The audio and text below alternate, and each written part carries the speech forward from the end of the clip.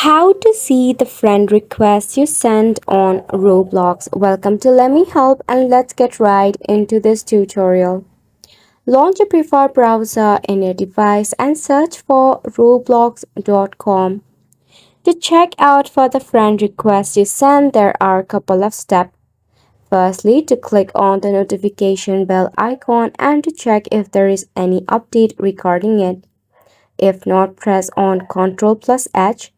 Then scroll down to find the person that you sent the friend request for. Just click on the action. You'll be redirected to the person's profile, and as you can see, currently it is still pending, which means the person has not yet accepted my friend request. This is the second way. The third one is to manually search for the username of the person that you recently sent the friend request for. In the search bar, just type in for the username.